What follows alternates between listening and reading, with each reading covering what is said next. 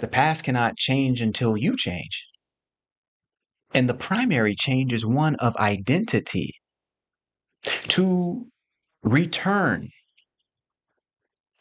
to wholeness, return to the consciousness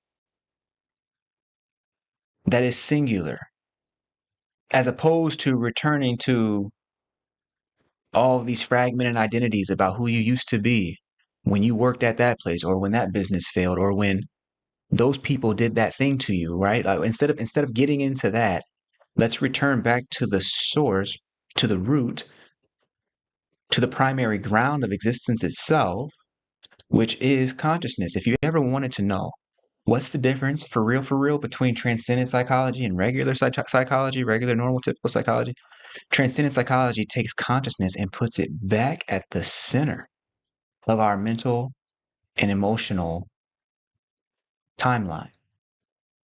It takes consciousness and puts it back at the center of our mental and emotional self.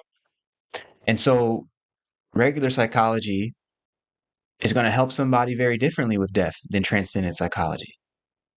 The fear of dying in regular psychology is justified because the regular psychologist says you're just an individual, a body who's here, then gone, brother. Transcendent psychology says, what do you mean? The world, all of its births, all of its deaths, all of it happens within you. They are not you. There's a difference. There's a wild difference.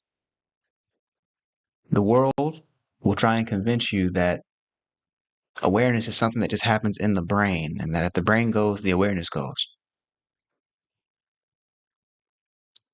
But I just find it so curious that in order to confirm that hypothesis, consciousness must be present.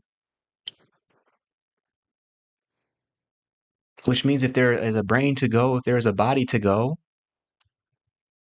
consciousness must be the one to watch it go. The definition of coming and going is a definition rooted in consciousness. Something has to be aware of that which comes and goes in order to say that it ever did. So consciousness becomes primary. To suggest that there are phenomena that happen outside of consciousness is to invest yourself in superstition.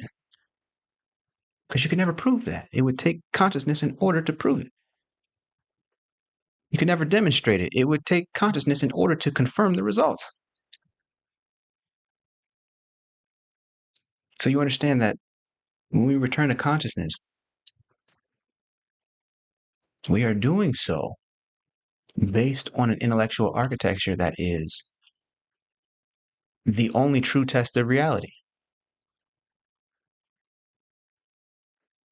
You love empiricism? This is the only empiricism there is. It's the only thing that is empirical, that is based on primary experience, that's based on actual observation.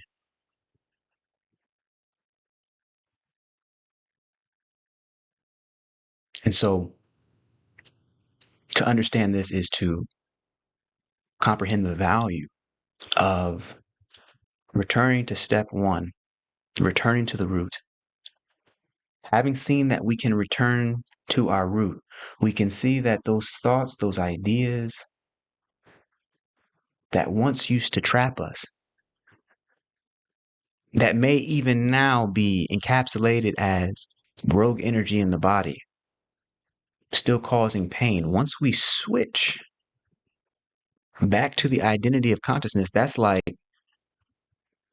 flushing the toilet. That's like flipping a switch.